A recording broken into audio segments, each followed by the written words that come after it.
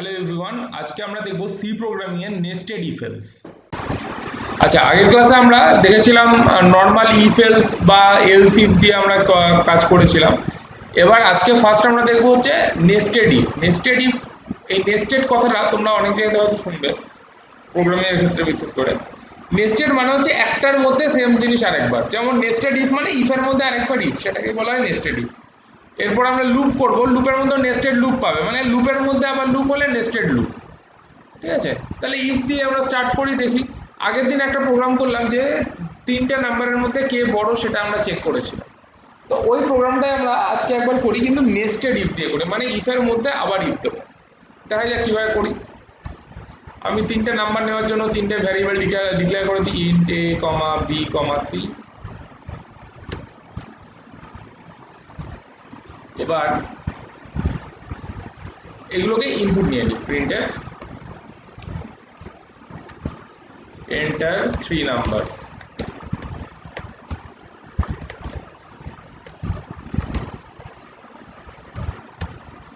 scanf আমি একসাথে নিয়ে নিচ্ছি %d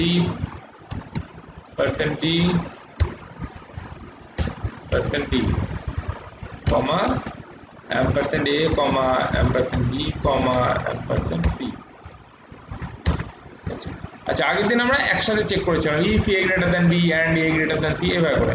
আজকে আমরা ওইভাবে চেক করবো না, আজকে আমরা করবো এরকম দুটো সেকশন করবো। If a greater than b, যদি a b এর থেকে বড় হয়, যদি a b এর থেকে বড় হয়, তাহলে আমি ওখানে এক লাইনে চেক করলাম না if a greater than b and b a greater than c। আগের দিন এটা করেছিলাম, আজকে ওইভাবে করছি না। আজকে করছি if a greater than b, যদি a b এর থেকে বড় হয়, তাহলে আবার চেক করব যে আচ্ছা a তো b এর থেকে বড়, ভালো কথা, a কি c এর থেকেও বড়? তাহলে ভেতরে আবার ইফ দিলাম, if a greater than c। আমরা এইভাবেও করতে পারি। প্রথমে চেক করলাম a গ্রেটার দ্যান b কিনা, যদি হয় তাহলে এবার ভেতরে ঢুকে আবার চেক করছি, আচ্ছা ঠিক আছে a b এর থেকে বড়, ভালো কথা, a কি c এর থেকেও বড়, a greater than c।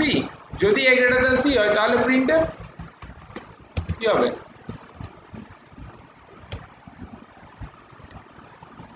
%d is larger number, a হবে সব থেকে বড়, a হবে সব থেকে বড়। তাহলে কারণ আমি দেখলাম a b এর থেকে বড়, a c এর থেকে বড়, তাহলে a বড়। যদি না হয়, এই ভেতরের ইফে আমি এলস দিচ্ছি। এখানে যদি a c এর থেকে বড় না হয়, তাহলে কে বড় হবে?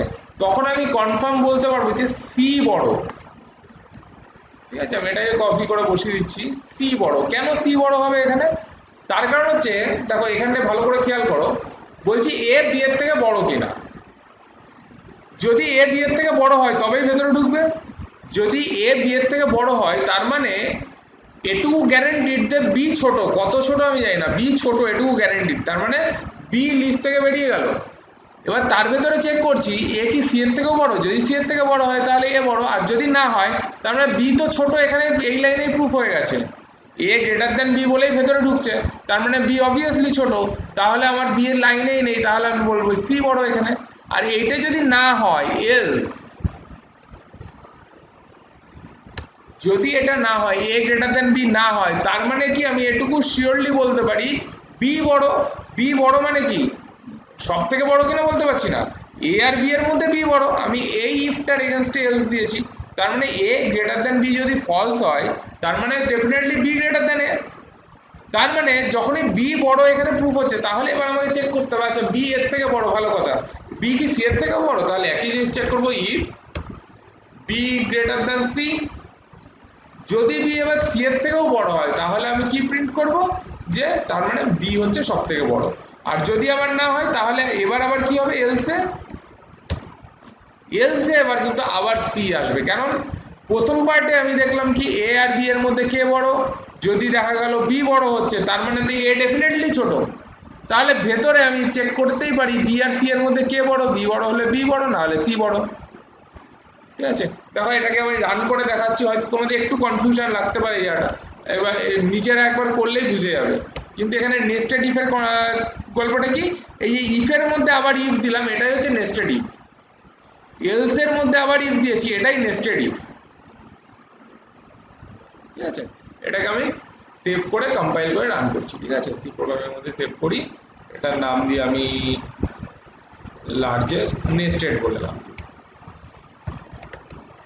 নেস্টেড ইফ ডট সি, ঠিক আছে। কম্পাইল হয়ে গেল, কোনো এরর নেই, রান করলাম। 3টে নাম্বার ইনপুট নিচ্ছি, আমি এখানে দিয়ে দিলাম 3 দিলাম, 5 দিলাম আর 7 দিলাম, তাহলে অবভিয়াসলি 7 বড়। দেখা যাক কি আউটপুট আসছে, বলছে 7 ইজ লার্জার। আচ্ছা, আমি একটু অন্যভাবে ইনপুট দিই, আমি প্রথমে বড়টাকে দিই, ধরুন আমি 12 দিলাম, তারপরে 10 দিলাম, তারপরে 4 দিলাম, তাহলে আমাকে ঠিকঠাক আউটপুট দিচ্ছে, বলছে 12 ইজ দ্য লার্জেস্ট নাম্বার। আবার আমি মাঝেরটাকে যদি বড় দিই, আবার রান করছি, এবার আমি প্রথমটাকে 12ই দিলাম, পরেরটাকে 112 দিলাম, তারপরটাকে 11 দিলাম, মানে মাঝেরটাকে বড় রাখলাম, এখানেও ঠিক দিচ্ছে, ঠিক আছে। মানে আমি যেটাকে 3টের মধ্যে যেটাকেই বড় দিচ্ছে, আমি কিন্তু বলে দিচ্ছি যে কে বড়, তার কারণ হচ্ছে এইটা হচ্ছে লজিক। কিন্তু এই লজিকটার থেকে ইম্পর্টেন্ট, কারণ এরকম এলে তোমাদের করতে হবে আমি যেভাবে আগের দিন দেখিয়েছি, ওটাই শর্টকাট করে, কিন্তু এটা হচ্ছে নেস্টেড ইফ দেখানোর জন্য তোমাদের এই জিনিসটা করলাম। আচ্ছা, তাহলে আজকের ক্লাসটা এখানেই শেষ করছি, দেখা হবে আবার নেক্সট ক্লাসে। Thank you.